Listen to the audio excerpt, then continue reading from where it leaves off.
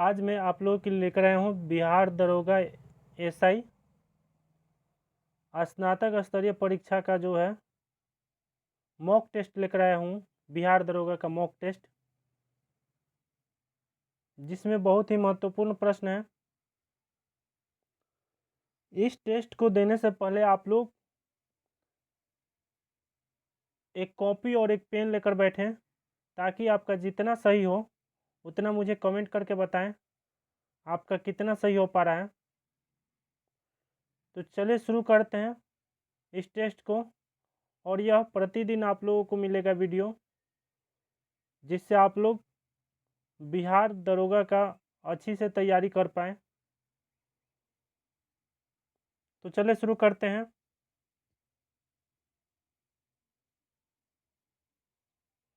First question है कि सबसे प्राचीन और प्रमाणिक पुराण कौन है? सबसे प्राचीन और प्रमाणिक पुराण कौन है? ए ऑप्शन में है वायु पुराण, बी ऑप्शन में है विष्णु पुराण, और सी ऑप्शन में है कूर्म पुराण, और डी ऑप्शन में मत्स्य पुराण।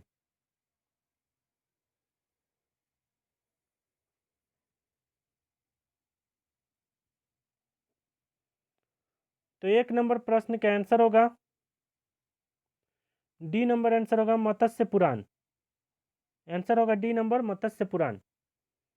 अगला प्रश्न,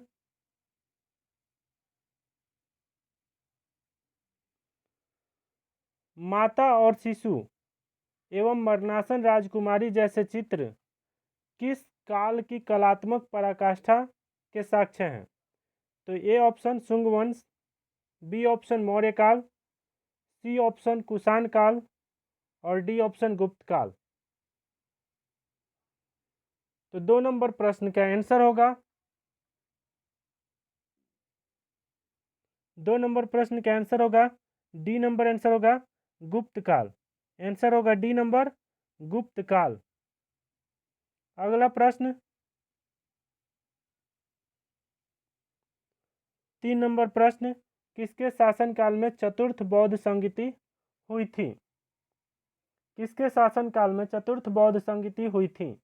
ए option Ashok, B option Kanishka, C option Chandragupta, और डी ऑप्शन कालाशोक।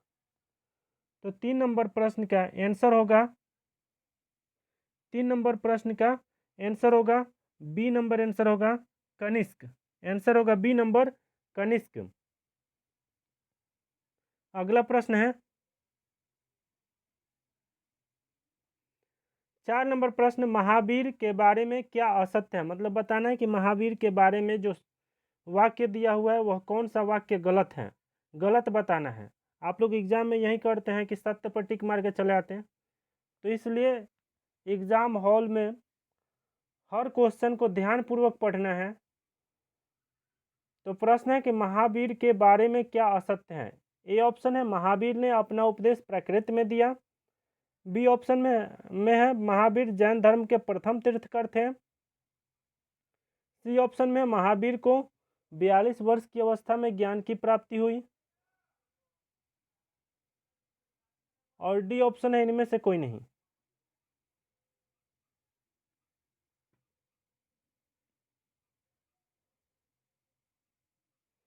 तो 4 नंबर प्रश्न का आंसर होगा बी नंबर, आंसर होगा महावीर जैन धर्म के प्रथम तीर्थकर थे।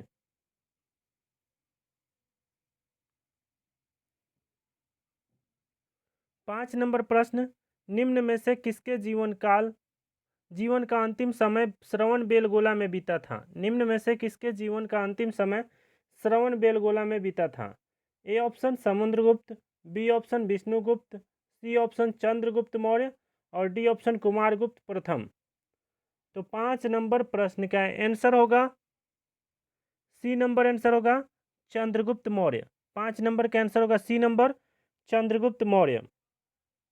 अगला प्रश्न है 6 नंबर प्रश्न, 6 नंबर प्रश्न, समुद्रगुप्त के इलाहाबाद प्रशस्ति लेख का लेखक कौन था? समुद्रगुप्त के इलाहाबाद प्रशस्ति लेख का लेखक कौन था? A option Vishnugupta, B option Harisena, C option Kirtivarman, और डी ऑप्शन इनमें से कोई नहीं। तो 6 नंबर प्रश्न का आंसर होगा बी नंबर आंसर होगा हरिसेन।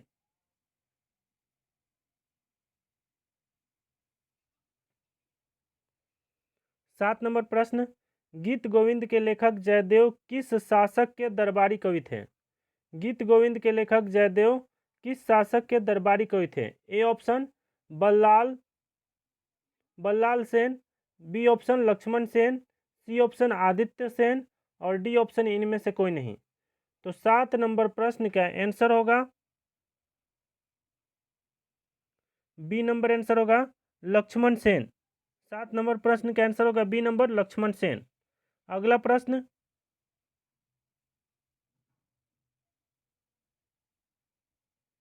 8 नंबर प्रश्न, दिल्ली सल्तनत में एकता प्रणाली का प्रारंभ किस शासक ने किया था? A option Sikandar Lodi, B option Iltutmish, C option Mohammad bin Tughlaq और डी ऑप्शन बलबन। तो 8 नंबर प्रश्न का आंसर होगा बी नंबर आंसर होगा इल्तुतमिश। 8 नंबर प्रश्न का आंसर होगा बी नंबर इल्तुतमिश। 9 नंबर प्रश्न, आगरा शहर की स्थापना किसने की? आगरा शहर की स्थापना किसने की? A option Sikandar Lodi, B option Khizr Khan, C option Bahlol Lodi, D option Firoz Shah Tughlaq. तो 9 नंबर प्रश्न का आंसर होगा ए नंबर आंसर होगा सिकंदर लोदी। आगरा शहर की स्थापना किसने की थी? तो सिकंदर लोदी ने किया था। अगला प्रश्न है 10 नंबर प्रश्न। 10 नंबर प्रश्न, औरंगजेब के शासनकाल में किस सिख गुरु की हत्या की गई? औरंगजेब के शासनकाल में किस सिख गुरु की हत्या की गई?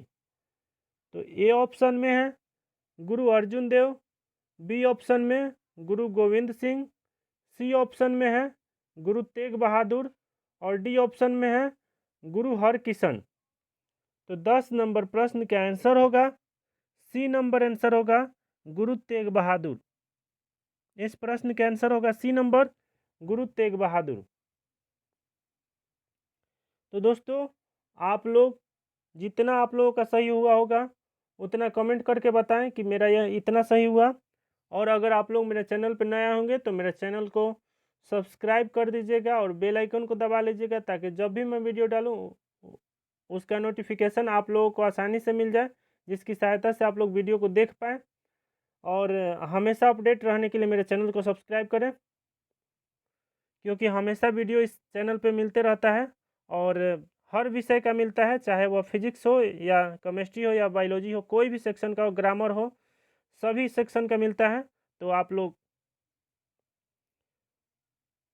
इस वीडियो को शेयर कीजिए।